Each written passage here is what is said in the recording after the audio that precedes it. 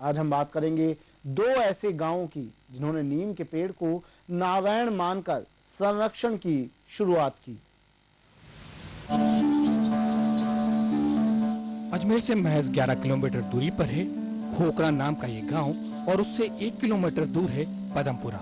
इन दोनों गांवों की आबादी मात्र 10,000 है और सबसे बड़ी बात की यहाँ रहने वाले हिंदू हों या मुसलमान सभी के लिए ग्राम देवता का दर्जा रखता है नीम का पेड़।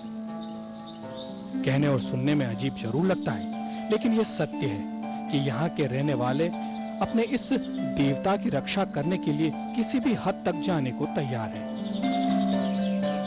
इस गांव में नीम के पेड़ पर कुल्हाड़ी चलाने की पूरी तरह से पाबंदी है। इसके लिए बाकायदा सामाजिक कानून बनाकर लागू किया गया है। यदि किसी को नीम का पेड़ काटना या छंगने की जरूरत भी है तो उसके लिए भी गांव के बुजुर्गों की कमेटी बनी हुई है। वही कमेटी तय करती है कि नीम की किस डाल को काटा जाने की जरूरत है या नहीं। यदि जरूरत महसूस होती है तो फिर संबंधित व्यक्ति से इसके लिए जुर्माना वसूल किया जाता है। बाद में इस जुर्माने की राशि से गांव के मंदिर का विकास कार्य करवाए जाते हैं या फिर उस राशि से पक्षियों को दाना दिया जाता है। नीम का पेड़ एक बहुत बड़ा, काफी लंबा चौड़ा पेड़ होता है और उसका स्वाद वैसे कड़वा होता है और कई बीमारियों में काम आता है। जैसे खाज खुजली हुई तो उसके पत्तों को उबाल करके नहलाया जाता है। हमारे गांव में ये गांव कभी दरगाह दीवान के जागीरदारी का गांव था।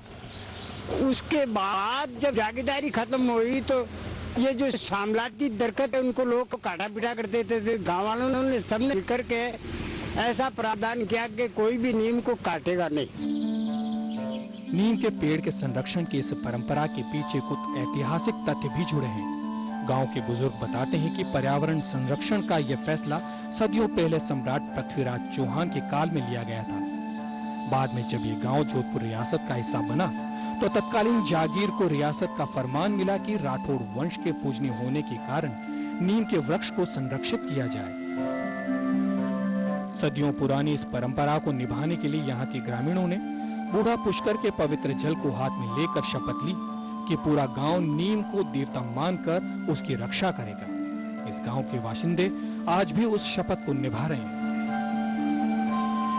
और पदमपुरा गांव में करीबन 2 लाख संख्या से ऊपर है और ये जमीन जो छोटे बड़े और हर साल हजारों पेड़ को हम पालते हैं।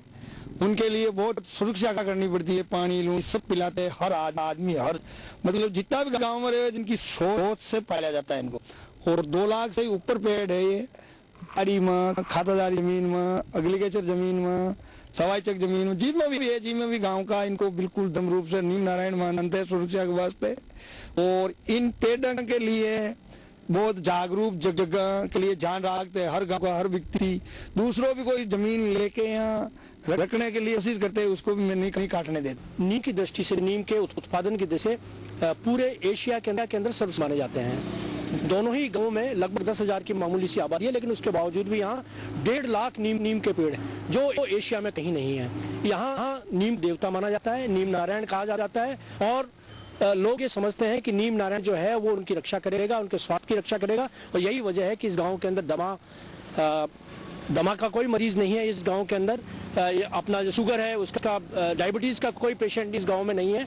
तो ये नीम को देवता मानते हैं। इसकी छाल का लोग अपने जख्मों को भरने के लिए करते हैं और इसका औषधि निबोली है, पत्ते हैं, इस पत्ते की खाद बनाते हैं ये लोग बाग और निबोली से होता है और उसकी छाल होती है, उसको औषधि के रूप में खा लेते हैं।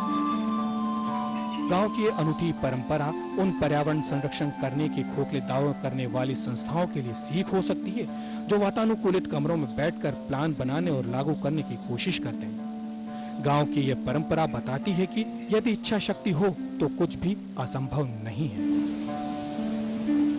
अजमेर जिले के ग्राम होकरा और पदमपुरा के ग्रामीणों ने एक नई मिसाल कायम की है, जिसके तहत गांव में नीम के पेड़ को देवता के समान माना जाता है। अगर इस देवता के साथ छेड़खानी किसी ने करने की जरूरत महसूस करता है या कोई शख्स इस नीम के पेड़ को काटने की कोशिश करता है तो उसे समाज की बिरादरी के सामने दंडित होना पड़ता है और ये दंड उसे समाज और गांव से बहिष्कृत करने तक भी हो सकता है। समाज सेवी संस्थाएं यूं तो कई तरह के प्लान बनाती है, लेकिन असली हकीकती तौर पर जमीनी तौर पर ग्राम होकरा और पदमपुरा के लोग इस हकीकत को अमली जामा पहना और पर्यावरण संरक्षण की इस बात को काफी हद तक आगे पहुंचाया और ये बरसों से चली आ रही परंपरा आज भी बदस्तूर कायम है। कैमरा पर्सन इंद्र उबाना के साथ साहिल, जन टीवी, अजमेर।